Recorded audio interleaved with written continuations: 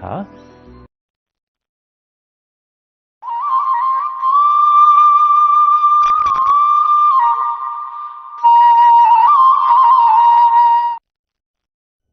नमस्कार, स्वागत है आपका और मैं हूं आपके साथ सपना दीपक मदेशिया। बुलेटिन का आगाज करेंगे। देहरादून में हाल ही में राज्यपाल लेफ्टिनेंट जनरल गुरमीत सिंह से राज्य निर्वाचन आयुक्त सुशील कुमार ने राजभवन पहुंचकर शिष्टाचार भेंट की है। इस मुलाकात में निकाय चुनाव संबंधित तैयारियों की जानकारी दी और इसके साथ साथ आयुक्त ने अवगत कराया कि राज्य निर्वाचन आयोग द्वारा 24 दिसंबर 2024 को अधिसूचना जारी कर दी गई है और इसके अलावा आयुक्त ने बताया कि इस बार निर्वाचन प्रक्रिया में डिजिटलीकरण को प्राथमिकता दी गई है और इसी के साथ साथ पहली बार कुछ नगर निगमों में पिंक बूथ बनाए गए हैं जहां पर मतदान दल की सभी सदस्य महिलाएं होंगी।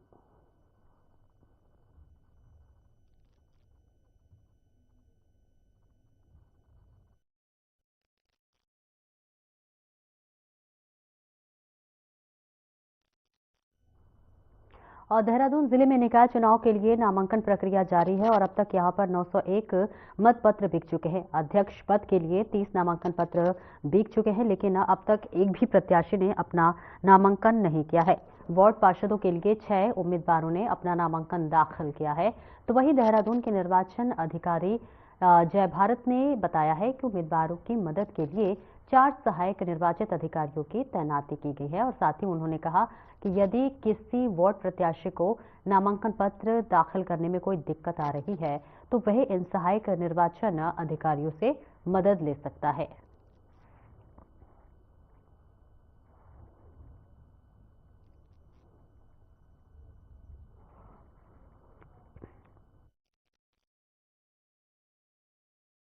और उत्तराखंड के काशीपुर में चुनावी समर की तैयारियों में रफ्तार पकड़ ली है। इस बीच डीएम एसएसपी ने नामांकन कक्षों का औचक निरीक्षण कर व्यवस्थाओं की कसौटी परख डाली है। आपको बता दें कि प्रशासनिक अधिकारियों ने रिटर्निंग ऑफिसर को कड़े निर्देश दिए हैं कि चुनाव प्रक्रिया में किसी भी स्तर का गड़बड़ी या लापरवाही की कोई जगह नहीं होती।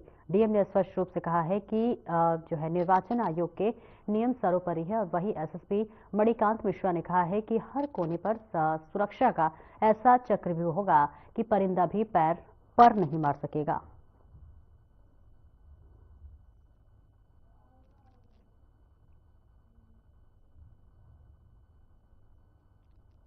कर रहा है। काउंटर्स अलग अलग बनाए गए हैं। यहाँ पे आप सभी कक्षों में नामांकन के लिए इस हिसाब से व्यवस्था कर रखी है कि कोई भी किसी को कोई दिक्कत ना हो।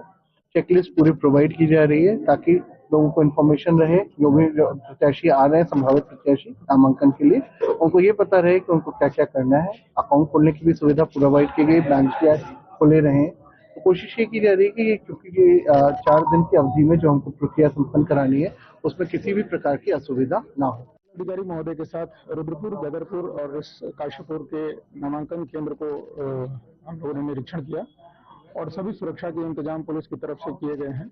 आज जिलाधिकारी महोदय द्वारा जो निर्देश दिए गए हैं उसका भी पालन कराया जाएगा और कुछ बिंदु थे जिस पर कि हम लोगों ने विचार किया था वो भी इसमें जोड़ा जाए। मतदान केंद्रों में जो संवेदनशील, अति संवेदनशील और सामान्य केंद्र हैं उनको निर्धारित किया गया है और हमारी कोशिश रहेगी कि अति संवेदनशील से उसमें पुलिस की कार्रवाई हो जिससे कि वो संवेदनशील और संवेदनशील से सामान्य स्तर पर आए, वो प्रक्रिया शुरू कर दी गई है।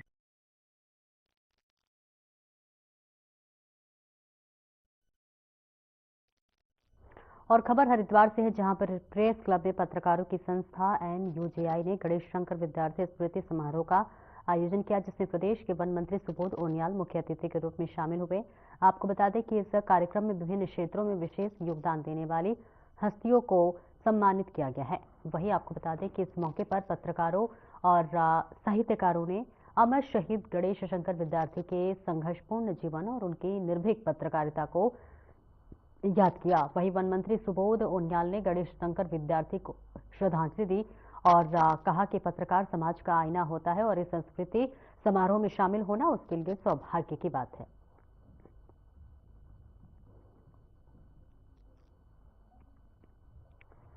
गणेश शंकर विद्यार्थी के स्मृति समारोह में तमाम लोगों ने शिरकत की है और यहां पर उन्हें याद करते हुए उन्हें नमन किया जा रहा है और इसी के साथ साथ उनके जीवन जो है वो बेहद संघर्षशील रहा है और इसकी भी सराहना की जा रही है। जहां पर आपको बताते ये पूरा स्मृति समारोह मनाया जा रहा है गणेश शंकर विद्यार्थी का। उन्होंने अपने जीवन में बेहद ही शालीनता के साथ पत्रकारिता किया है और पत्रकारिता के जगत में उन्होंने अपनी एक अलग पहचान बनाई है। उनका जीवन हमेशा से संघर्षपूर्ण रहा, लेकिन कई चुनौतियां उनके जीवन में आई। उस चुनौतियों को जो है पूरा करते हुए वो आगे निकले और आज एक मिसाल है जिसकी हम मिसाल आज के युवाओं को जरूर दे सकते हैं।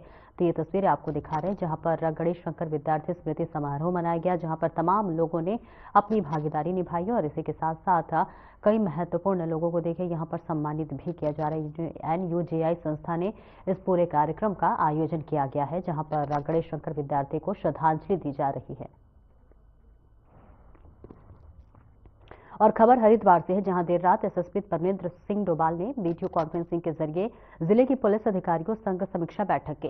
इस बैठक में आगामी नववर्ष 2025 नगर निकाय चुनाव, नेशनल गेम्स, नशा मुक्त अभियान और यातायात व्यवस्था पर चर्चा की है। आपको बता दें चले कि एसएसपी ने कानून व्यवस्था बनाए रखने, नए कानूनों का प्रभावी क्रियान्वयन सुनिश्चित करने और संवेदनशील मतदान केंद्रों का निरीक्षण करने के लिए निर्देश दिए हैं। तो वही नए साल के जश्न के दौरान हुड़दंगियों पर सख्त कार्रवाई और सड़क दुर्घटनाओं को रोकने के लिए ठोस कदम उठाने पर भी जोर दिया है। इसके अलावा आपको बता दें कि नशा तस्करी पर रोक के लिए ड्रग्स फ्री देवभूमि मिशन और ऑपरेशन किरण को प्रभावी बनाने के लिए निर्देश दिए हैं।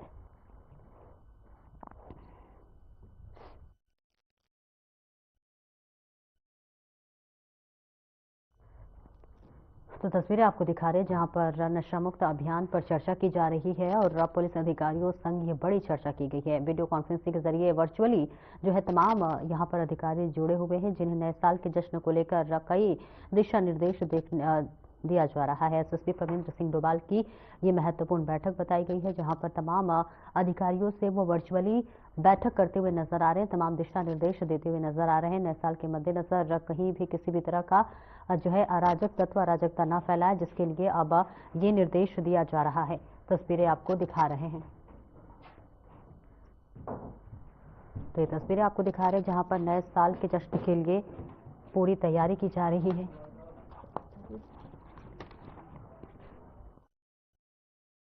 जगह अराजक तत्व भी देखने को मिलते हैं जिसकी वजह से कहीं भी इस तरह के अराजक तत्व अराजकता ना फैला पाए, जिसके लिए महत्वपूर्ण बैठक की गई है और पुलिस अधिकारियों संग ये बड़ी चर्चा की जा रही है।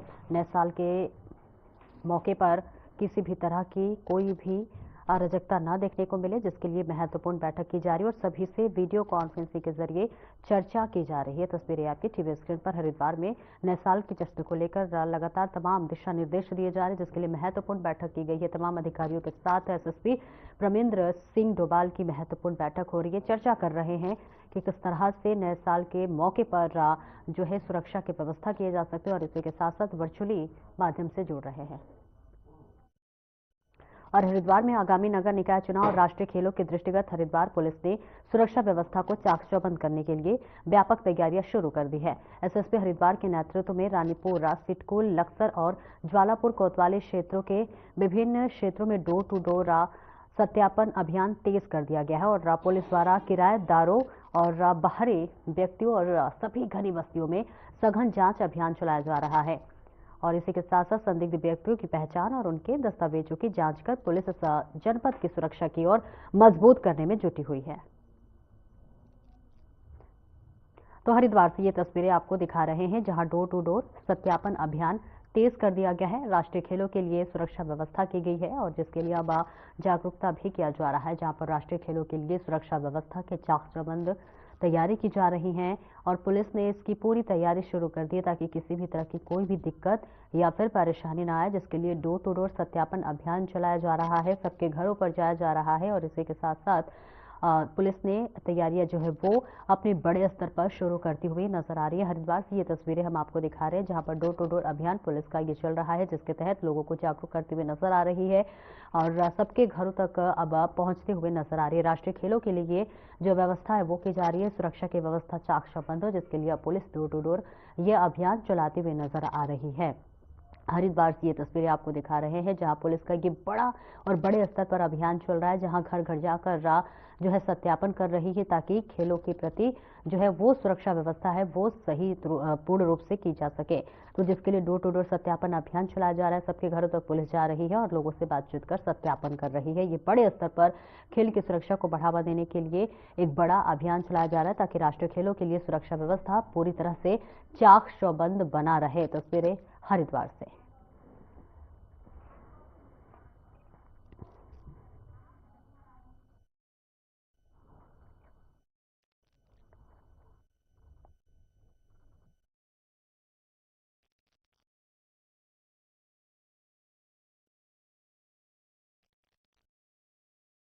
और अगली खबर देहरादून से है, जहां पर एक बड़ा सड़क हादसा हुआ है, जहां कार के ओवरटेक के चक्कर में एक बड़ा सड़क हादसा हो गया है।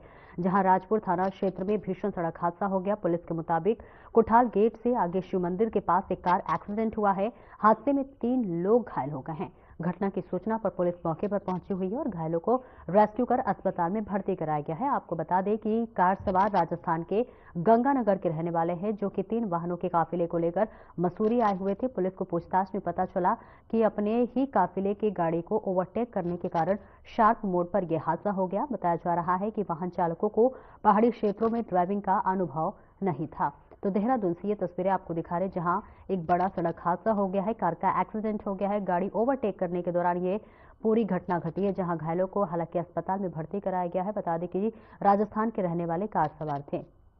पुलिस के मुताबिक कुठाल गेट में आगे शिव मंदिर के पास एक कार एक्सीडेंट हुआ।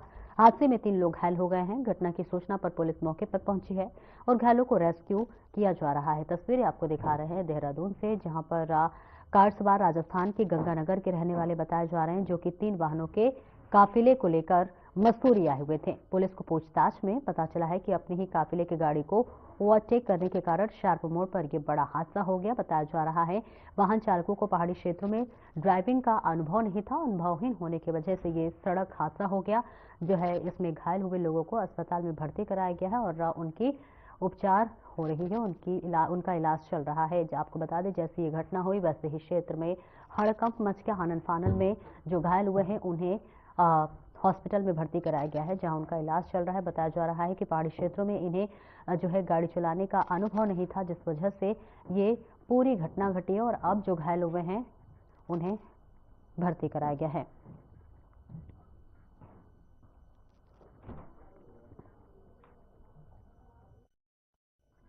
और अगली खबर देहरादून से है, जहां पर पुलिस और बदमाशों के बीच मुठभेड़ हुई है, जहां आरोपी घायल हो गया है। तस्वीर आपको दिखा रहे देहरादून के रायवाला लालतपड़ पे क्षेत्र में चेकिंग के दौरान पुलिस और बदमाशों के बीच मुठभेड़ हुई है और इस बीच आपको बता दें कि घटना में शातिर शहनवाज घायल हो गया है। वहीं एसएसपी डोईवाला में जो है घटनास्थल पर पहुंचे और इस दौरान उन्होंने अधिकारियों से घटना की जानकारी ली। तो वही पुलिस कर्मियों ने बताया कि पुलिस वाहनों की चेकिंग कर रही है। इस दौरान एक बाइक को रोके जाने पर बाइक सवार बदमाश ने पुलिस टीम पर फायरिंग कर दी और इस मुठभेड़ में एक बदमाश जो है वो घायल हो गया है। जानकारी मिली है कि आरोपी के विरुद्ध उत्तराखंड और उत्तर प्रदेश के कई थानों में गंभीर धाराओं में मुकदमा दर्ज है। आरोपी के पास से देसी तमंचा, 2 खोखा कारतूस बरामद किया गया है। वहीं प्रयुक्त बाइक को भी पुलिस ने कब्जे में ले लिया है। देहरादून से तस्वीरें आपको दिखा रहे हैं, जहां पर एक आरोपी के साथ पुलिस की मुठभेड़ हुई है। आरोपी जो है उसे घायल हो गया, हालांकि उसे इलाज के लिए भर्ती कराया गया, लेकिन इस बीच ये तस्वीरें आपको दिखा रहे हैं, जहां पर रायवाला लालतपड़ क्षेत्र में चेकिंग के दौरान पुलिस और बदमाश के बीच मुठभेड़ हुई और इस बीच जो शातिर शहनवाज था वो घायल हो गया। एसएसपी डोईवाला में घटनास्थल पर पहुंचे और इस दौरान उन्होंने अधिकारियों के साथ घटना की जानकारी ली है, निरीक्षण किया, जायजा लिया। तो वही आपको बता दें कि पुलिस कर्मियों ने यह भी बताया है कि पुलिस वाहनों की चेकिंग कर रही थी। इस दौरान एक बाइक को रोके जाने पर बाइक सवार बदमाश ने पुलिस टीम पर ही फायरिंग कर दी और इसके बाद मुठभेड़ हुआ और मुठभेड़ में एक बदमाश घायल हो गया। जानकारी देखिए यह भी निकलकर सामने आ रही है कि आरोपी के विरुद्ध उत्तराखंड और उत्तर प्रदेश के कई थानों में गंभीर धाराओं में मुकदमा दर्ज है। आरोपी के पास से देखिए देसी तमंचा, 2 खोखा कारतूस बरामद किया गया है। वहीं प्रयुक्त में बाइक भी पुलिस ने कब्जे में कर लिया और आगे की जांच पड़ताल में जुटी हुई है और इसके साथ ये भी पता लगाने की कोशिश कर रही है कि इस पूरे सरगने में और कौन कौन शामिल है और किस तरह का जो है ये इस काम को अंजाम देते हैं। फिलहाल तस्वीरें देहरादून से दिखा रहे हैं, जहां पुलिस को एक बड़ी कामयाबी हासिल हुई है। पुलिस और बदमाशों के बीच मुठभेड़ हुई है, बदमाश घायल हो गया है और इसी के साथ साथ अब पुलिस आगे की कार्रवाई करती हुई नजर आ रही है।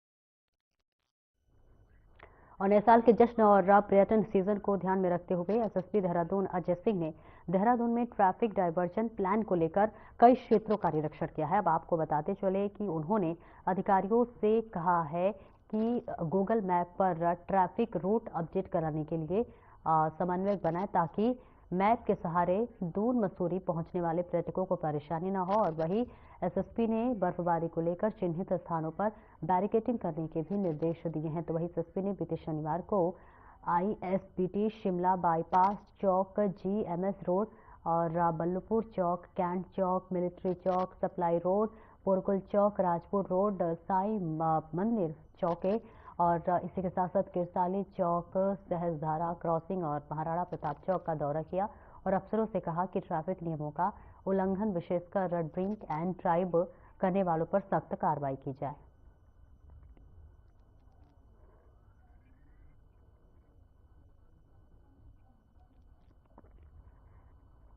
आपको दिखा रहे हैं जहां पर पर्यटकों के लिए अब ये बड़ा फैसला किया गया है और एक अधिकारियों को इसके लिए दिशा निर्देश दिया जा रहा है कि जो भी पर्यटक आ रहे हैं उनके सुरक्षा के भी चाक चौबंद व्यवस्था किया जाए, जिसके लिए एएसपी ने कई क्षेत्रों का निरीक्षण किया है। क्षेत्रों का निरीक्षण करते हुए जायजा लेते हुए एएसपी नजर आ रहे हैं क्योंकि देखिए ठंड का मौसम चल रहा है और इस सीजन में तमाम जो पर्यटक है वो पहाड़ी इलाकों में आ रहे हैं।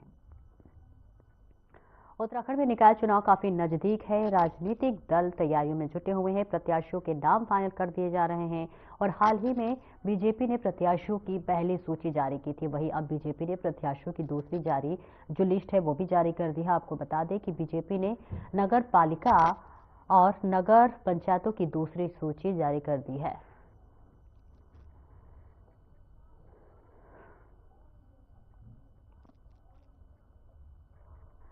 तो तस्वीरें आपको दिखा रहे हैं जहां बीजेपी ने अपनी पहली सूची पहले ही जारी कर दी थी और अब बीजेपी ने दूसरी सूची भी जारी कर दी है। देहरादून में निकाय चुनाव को लेकर देखिए तैयारियां पूरी हो गई हैं। तमाम जो पार्टी है वो अपने अपने प्रत्याशियों का लगातार ऐलान कर रही है। बीजेपी और कांग्रेस ने दोनों ही अपनी अपनी पहली सूची जारी कर दी थी, लेकिन इस बीच कांग्रेस ने अपनी दूसरी सूची भी जारी कर दी जिसमें तमाम लोगों के नाम भी जो है आपकी टीवी स्क्रीन पर हम आपको दिखा रहे हैं, जिसमें अब प्रत्याशी बनाया गया है। दूसरी लिस्ट के जरिए तमाम लोगों को अब जो है प्रत्याशियों के रूप में चुना गया है। और भारतीय मानक ब्यूरो के स्थापना दिवस श्रृंखला के तहत देहरादून शाखा द्वारा स्टैंडर्ड कॉन्क्लेव आयोजित किया गया। इसमें स्टैंडर्ड प्रमोशन में उद्योगों की भागीदारी, मानकीकरण के भविष्य, कार्यस्थल पर श्रमिकों की सुरक्षा तथा BIS के डिजिटल टूल्स के विषय में विस्तार से जानकारी दी गई है। कार्यक्रम में विभिन्न उद्योगों के प्रतिनिधियों ने भागीदारी की और सर्वे चौक स्थित IRDT सभागार में आयोजित कार्यक्रम की शुरुआत में पूर्व प्रधानमंत्री डॉक्टर मनमोहन सिंह के निधन पर शोक व्यक्त किया है तथा 1 मिनट मौन रखकर श्रद्धांजलि दी गई है। और इस मौके पर भारतीय मानक ब्यूरो देहरादून शाखा के प्रमुख व निदेशक सौरभ तिवारी ने कहा है कि उद्योगों को नए मानक बनाने के लिए सामने आना चाहिए और इसी के साथ साथ देश में अभी 23,000 से अधिक मानक तैयार किए गए हैं जो कि दुनिया के कई देशों में बने मानकों की तुलना में काफी कम है और इसमें सुधार जरूरी है।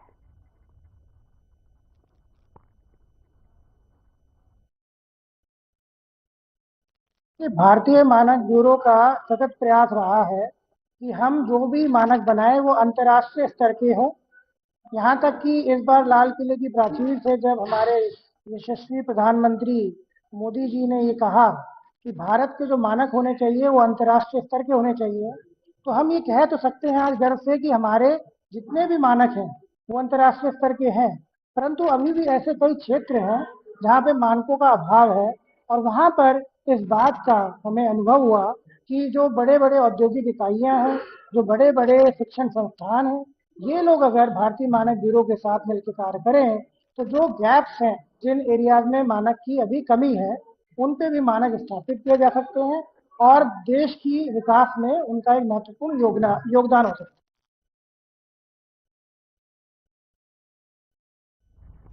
नगर निकाय चुनाव के लिए कांग्रेस और बीजेपी ने अपने देहरादून नगर निगम के पार्षद प्रत्याशियों की लिस्ट जारी कर दी है।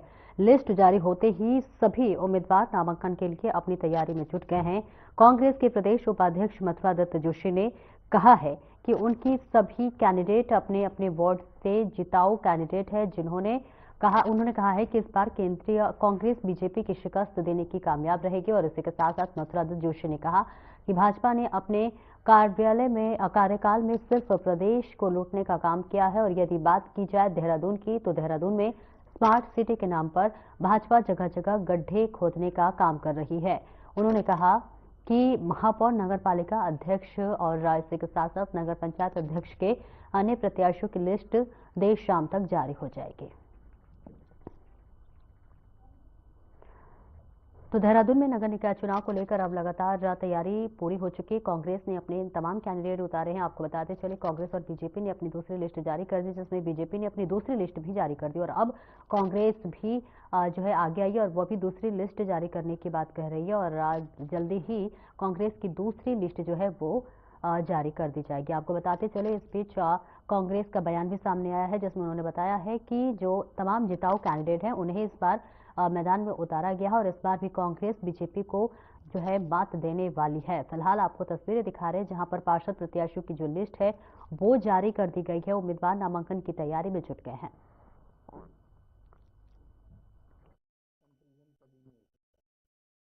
देखिए, भाजपा से तो हमारा कंपैरिजन कभी नहीं हो सकता है। भाजपा, हम गांधीवादी विचारधारा के लोग हैं, हम लोकतांत्रिक समाजवाद की बात करते हैं और भाजपा गौड़ सेवाद की बात करती है। तो उससे हमारा कभी कंपैरिजन नहीं हो सकता। कांग्रेस पार्टी का अपना एक अपना इतिहास है, 150 साल पुराना इतिहास है। स्वतंत्रता की लड़ाई हमने लड़ी है और हमने इस देश को आज़ाद कराने में भूमिका रही है हमारी पार्टी की। और हमने इस देश में लोकतंत्र स्थापित करने का काम किया है और इस देश को आगे बढ़ाने का काम किया है। और जहां तक आपने कहा है कि हमने प्रत्याशियों की घोषणा लगभग हमारी पूर्ण हो चुकी है।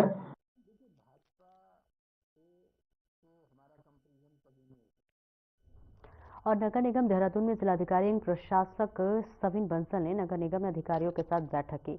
बैठक में शहर में सफाई व्यवस्थाओं के पिछले एक माह के कार्यों की समीक्षा की गई है। जिलाधिकारी ने शहर में कूड़ा उठान कार्यों की समीक्षा करने पर पाया है कि कंपनियां दिए गए लक्ष्य के सापेक्ष 70 से 80% ही कूड़ा कलेक्शन कर पा रही है, जिस पर उन्होंने नाराजगी जताई है। और इसी के साथ साथ नाराजगी जाहिर करते हुए 100% कूड़ा उठान और MOU के अनुरूप उपकरण एवं मैन पावर लगाने के लिए संबंधित कंपनियों को निर्देशित किया है।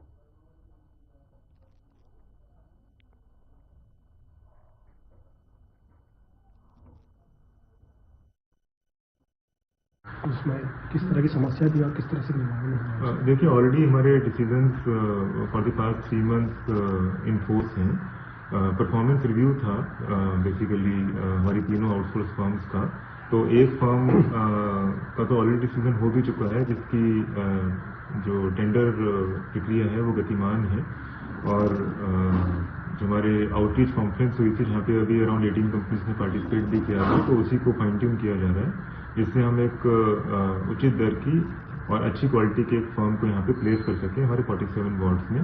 जो हमारी रेस्ट टू कंपनीज हैं 53 वार्ड्स की, उसमें उनका रिव्यू लिया गया है और उन्होंने कुछ अपना मार्जिनल इंप्रूवमेंट दिखाया है, but that is also not satisfactory as mandated. तो डीएम ने देखिए कार्यों की समीक्षा की है और इसी के लिए तमाम दिशा निर्देश देते हुए नजर आ रहे, जहां शहर में सफाई व्यवस्था के लिए जायजा लिया जा रहा है और उस पर काम करने के लिए दिशा निर्देश जिलाधिकारी के द्वारा दिया जा रहा है। कार्यों की समीक्षा जो है जिलाधिकारी करते हुए नजर आ रहे हैं और इसी के साथ साथ जहां भी कमियां और खमियां पाई जा रही हैं उनको सुधार करने के लिए डीएम की तरफ से लगातार जायजा लिया जा रहा है, निरीक्षण किया जा रहा है, जिसके लिए तमाम अधिकारियों के साथ जिलाधिकारी बैठक करते हुए नजर आ रहे हैं। और बैठक के साथ साथ महत्वपूर्ण दिशा निर्देश जिलाधिकारी के द्वारा तमाम अधिकारियों को दिया जा रहा है, ताकि शहर जो है सफाई व्यवस्था सही रहे और इसी के साथ साथ सुरक्षा के लिहाज से भी इस शहर को और मजबूत बनाया जा सके।